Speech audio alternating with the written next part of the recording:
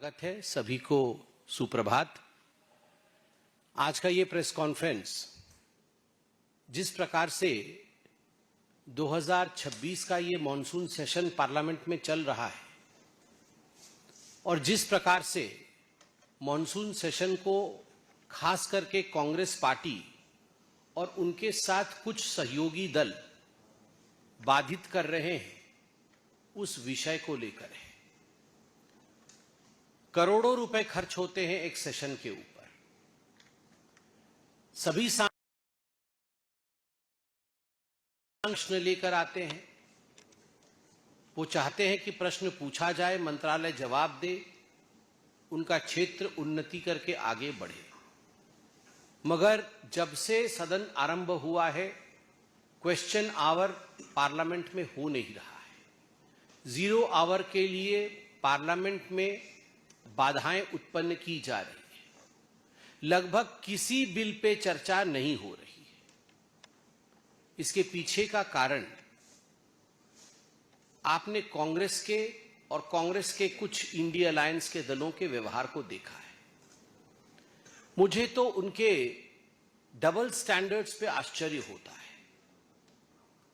कल हमने दोपहर में टीवी में देखा कि मल्लिकार्जुन खड़गे जो राष्ट्रीय अध्यक्ष हैं कांग्रेस पार्टी के, उनके बेटे प्रियंक खड़गे जी ने कर्नाटक में हुए पेपर लीक के ऊपर पुलिस कांस्टेबल भर्ती, उसमें जो घोटाला हुआ, उस पे जो अनियमितताएं हुई हैं, गड़बड़ियां हुई हैं, उसको लेकर जब छात्रों ने आंदोलन किया और मीडिया के बंधुओं ने प्रियंक खड़गे जी से पूछा कि क्या आप इसकी जिम्मेदारी लेंगे, क्योंकि आप गृह मंत्री हैं और आपके अंतर्गत ये सब कुछ हो रहा है, तो बड़े अहंकार से प्रियंक खड़गे जी ने कहा कि ठीक है, पहले छात्रों को 25 दिन उपवास करने दो, 25 दिन का हंगर स्ट्राइक करने दो, फिर हम लाठीचार्ज करेंगे और उसके बाद मैं अपने रेजिग्नेशन के विषय में चिंता करूंगा।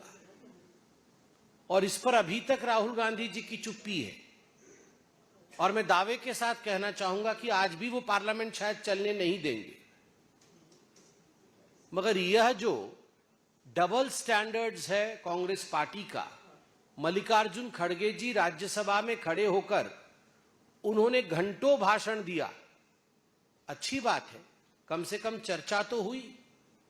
मगर जब उसी विषय पे जब उनके सुपुत्र कर्नाटक में इस प्रकार का बयान देते हैं जो कि इनसेंसिटिव है, अमानवीय है, उस पर मल्लिकार्जुन खड़गे जी और कांग्रेस पार्टी, राहुल जी पूरी तरह से चुप है। आप देखिए, झारखंड में प्रत्येक दिन सोशल मीडिया के माध्यम से हजारों लाखों छात्र किस प्रकार से आंदोलन में हैं, वो आंदोलन कर रहे हैं, यह हम देख रहे हैं। और कांग्रेस पार्टी एक शब्द झारखंड में आंदोलन में बैठे छात्रों के पक्ष में बोलते नजर नहीं आ रही है। पार्लियामेंट में उस विषय को उठाते नजर नहीं आ रही। एक तख्ती आपने देखा, कोई कांग्रेस का सांसद मकर द्वार पे झारखंड के एग्जाम को लेकर, जेपीएससी एग्जाम, जो 14वां जेपीएससी एग्जाम हुआ था, पब्लिक सर्विस कमीशन का एग्जाम झारखंड का, जिसमें पेपर लीक हुई थी, उस विषय में एक तख्ती किसी भी कांग्रेसी के हाथों में देखा? किसी ने नहीं देखा, क्योंकि ये सिलेक्टिव आउटरीच है और इसके पीछे केवल राजनीतिक रोटी सेकने की चेष्टा कांग्रेस पार्टी की। आपको आश्चर्य होगा, मैं कुछ बिल्स का नाम लूंगा जो बिल पास हो गए, लोकसभा में पास हो गए, मगर उन पे 1 मिनट की भी चर्चा नहीं हुई। पास होना अनिवार्य था क्योंकि जनता का कार्य है, चर्चा नहीं हुई। जनता अनभिज्ञ है कि इन बिलों में क्या है, इस कानून में क्या प्रावधान है, जनता को कैसे लाभान्वित किया जाएगा। कल ही मैं सदन में मौजूद था वोटिंग होके पास हुआ the supreme court number of जजेस अमेंडमेंट बिल 2026। सुप्रीम कोर्ट के नंबर ऑफ जजेस को लेकर जो केस पेंडेंसी इत्यादि है उसे कैसे समाप्त की जाए, ये इतना बड़ा रिफॉर्म देश लेके आ रही है, उससे कोई सरोकार नहीं है कांग्रेस पार्टी को और अपोजिशन को। और हम सब भूल जाइए कि मैं प्रवक्ता हूं भारतीय जनता पार्टी का, मगर हिंदुस्तानी तो हूं। हम सबको यह सोचना चाहिए कि आखिरकार इतने बड़े मसले पर हिंदुस्तान में वार्ता जानी चाहिए कि नहीं, लोगों को यह विषय पता होना चाहिए कि नहीं। Registration of birth and death amendment bill 2026, कितने दिनों के अंदर बर्थ और डेथ रजिस्ट्रेशन होना चाहिए, अगर नहीं होगा तो उसका परिणाम क्या होगा। जन्म और मृत्यु ये निरंतर प्रोसेस है जो देश में और विश्व में चलता रहता है, उसको लेकर नागरिक अपने अधिकारों को किस प्रकार वो प्रयोग करें। क्या नया कानून आया, एक मिनट की भी चर्चा नहीं होने दी कांग्रेस पार्टी और उनके अनुयायी दलों ने।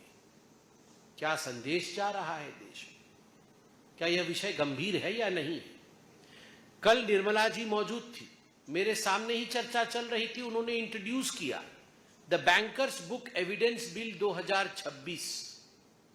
ये कितना बड़ा रिफॉर्म है। सभी का सरोकार बैंकिंग से है, मगर बैंकिंग से सरोकार रखने वाले भारत की जनता को the banker books reform bill के बारे में कोई चर्चा सुनने को नहीं मिलती है, क्योंकि वहां हुड़दंग मचा हुआ है। और हुड़दंग भी कैसा, अगर हुड़दंग के पीछे सबके तरीके होते हैं। ऐसा नहीं है कि हम ऑपोजिशन में नहीं थे, हम ऑपोजिशन में थे। हमने भी ऑपोजिशन के नाते जो अपना दायित्व था उसका निर्वहन किया, मगर ऑपोजिशन के नाते पूरे देश के साधु संतों का अपमान करना, साधु के वेश में आना, साधु को चोर दिखाना, श्रावण के महीने में जब हजारों लाखों लोग कावड़ यात्रा में निकले हुए हैं, वैसे में आप साधुओं को चोर के रूप में दिखाना, साधुओं को घसीट घसीट के लेते हुए आप जा रहे हैं, वह भी देश के सबसे बड़े लोकतांत्रिक मंदिर के प्रांगण में। एक साधु को घसीटना, साधु को मारने की कोशिश करना, ये गांव गांव तक क्या खबर पहुंचाती है? कहीं ना कहीं ये अंतर मन के अंदर गांव में ये खबर पहुंचाती है कि सारे साधु चोर हैं। जो ऐसे कपड़े पहनते हैं वो चोर हैं, जो चंदन और टीका लगाते हैं, जो त्रिपुंड लगाते हैं, वो चोर हैं। चोरों को पकड़ो और उन्हें पीटो। क्या किसी भी धर्म में,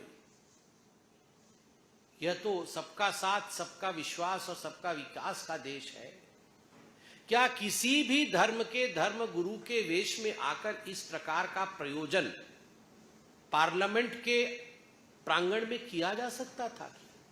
आप सोचिए, केवल हिंदुस्तान नहीं विश्व जल उठता अगर इस प्रकार से वेश बदल करके किसी और धर्म के धर्म गुरु को घसीटते हुए, पीटते हुए चोरों के रूप में दिखाया जाता।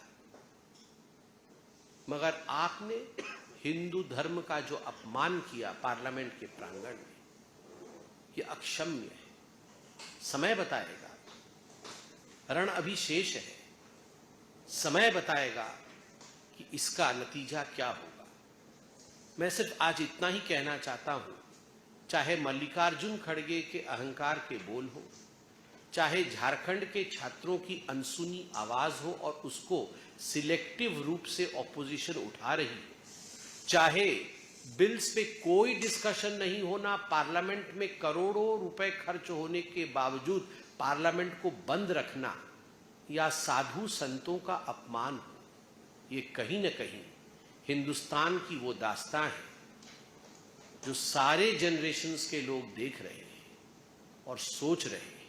और मैं आज बहुत विनम्रता के साथ कहता हूं, इसे गंभीरता से सोचिएगा और गंभीरता से इस पर विचार करिएगा। धन्यवाद। कोई प्रश्न हो तो अवश्य पूछिए।